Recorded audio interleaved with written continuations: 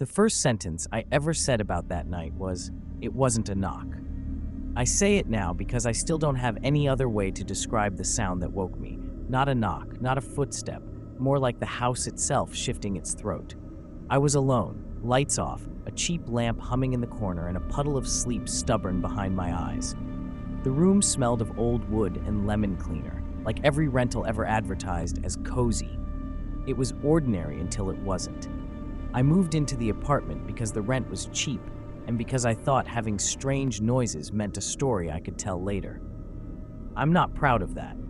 The first week it was small things, a hairline crack radiating across the ceiling, dust that formed odd ridges along the molding, a faint draft that skittered against my neck as if somebody had breathed through the keyhole.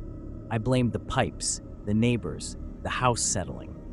I stacked books under the cracked plaster. I bought earplugs. I laughed at myself in the shower. But the sounds grew specific. There was a thin scraping, like a hand dragging nails over plaster, but softer. The sound of something testing the idea of a hole. It was the way the light bent in the corners that I remember most. I kept a candle on the windowsill because the apartment's wiring made the lights flicker. At night, the flame would pull small shadows into itself and then spit them back out. And once, just once, the flame went steady for a long time while the dark at the ceiling's edge thickened like a bruise. I told myself that was how my eyes were, that my brain was playing a trick to make the dark look alive. I told myself a lot of things. The next morning, I found a smear on the back of my bedroom door, a crescent of something darker than the wood, like someone had pressed a palm in soot and then moved it. My throat closed when I traced it with my fingertip. It was tacky, faintly warm. I washed it off and the mark bled into the grain and refused to leave. That night, the noise returned, closer. It sounded from just above my bed, a slow, deliberate settling and the soft suction of something shifting against the ceiling. I lay still with my eyes open until morning, counting the stitches in the blanket and the seconds between sounds. I convinced myself sleep deprivation explained everything, until I saw the shadow. It appeared without warning, a dark slit along the seam where ceiling met wall, and for a breath, I thought it was a shadow from the street lamp. Then something moved inside that slit, a limb, impossibly thin, dragging itself through a space no human should fit. It stretched into the room like a question. I wanted to stand, to turn on the light, to run, but all the muscles in my legs turned to cotton. The thing in the seam paused, and the small scraping noise changed into a slow, wet sound, like a mouth opening. I had never been so certain in my life that the house was listening.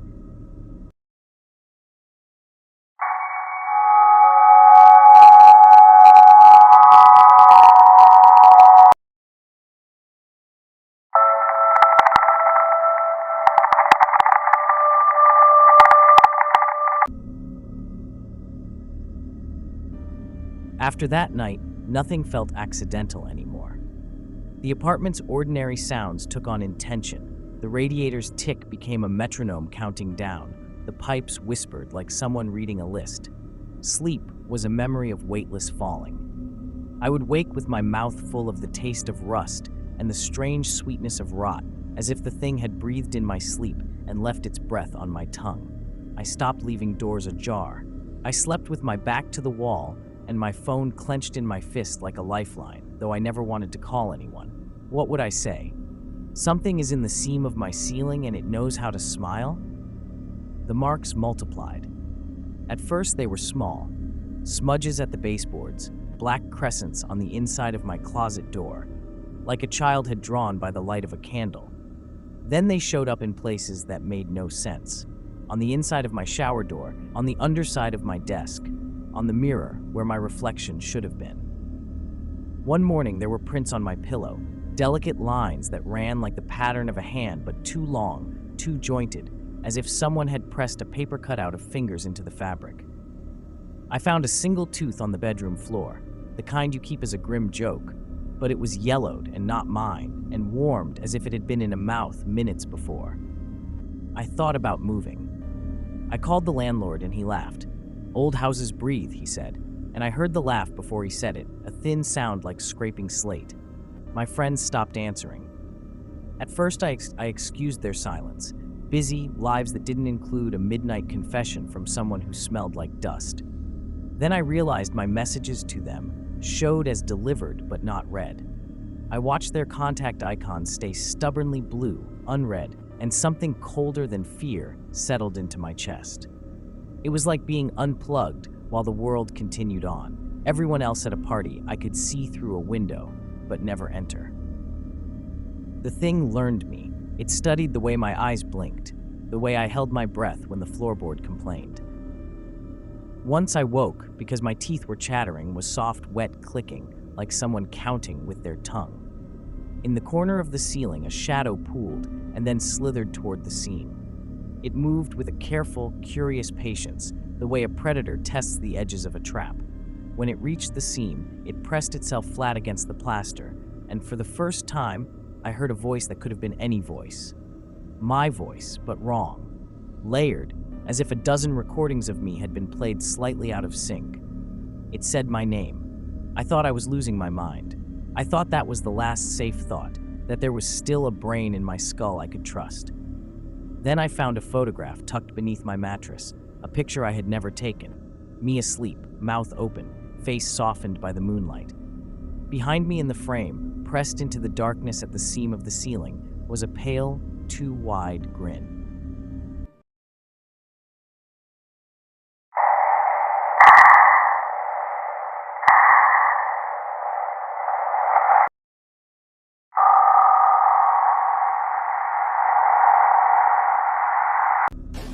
I decided to see it on my own terms. I bought a camera that recorded in the dark and propped it on a stack of books aimed at the seam, then sat on the floor with a hammer and a headlamp like I was preparing to perform an exorcism by daylight. The apartment smelled of burnt toast and old skin. The headlamp cut the room into a bare, honest geometry.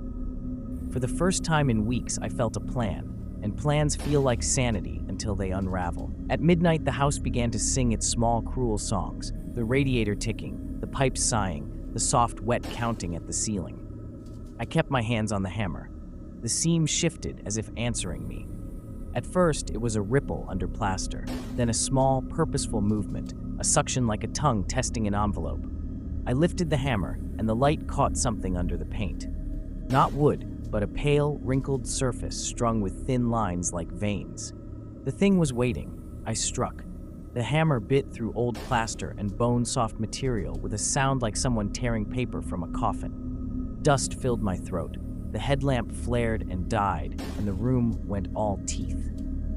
The seam opened like a mouth, a small hole at first and then a shape widening, edges slick and breathing.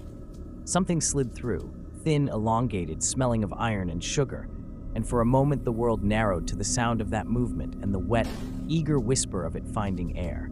It wasn't monstrous in the way movies teach you to expect. It was precise, practiced. It had hands that could be human if you unbent them, and a face that was a map of wrongness. When it leaned into the light, I knew two things at once: that I should have fled, and that I could not look away. It looked like me, not like a reflection, not like a mask, but like the photograph under my mattress, my bone structure, my crooked scar above the left eyebrow, and between those familiar landmarks, a grin too wide, teeth too clean, eyes that moved separately from any human gaze. I hit it again. It laughed, my laugh but layered wrong, like an old recording played too fast. I felt the hammer slide from my hands as something hot and sticky touched my wrist. Memory fractured then. I remember the camera continuing to record, a steady red blink in the dark, and I remember a long, slow pulling, as if the seam wanted me back into where I had watched it before. There were hands everywhere. Its hands, my hands, hands that pressed prints into my chest and into the plaster. I remember tasting metallic light. I remember, in the last clear instant before everything blurred, peering down into a small hollow in the ceiling and seeing dozens of photographs stacked and glued. My face sleeping, my face laughing, my face nailed behind plaster like evidence. Morning came with the apartment ordinary and absurd, sun folding through the blinds. The camera sat where I left it. The file was pristine.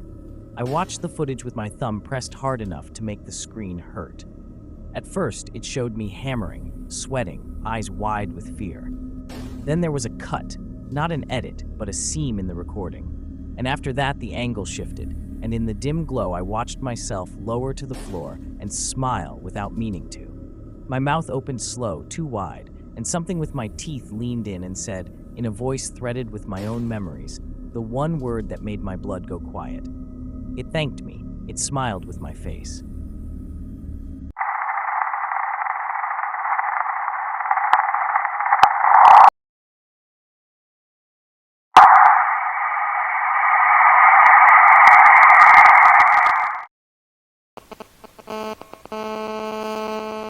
Subscribe to Horror Story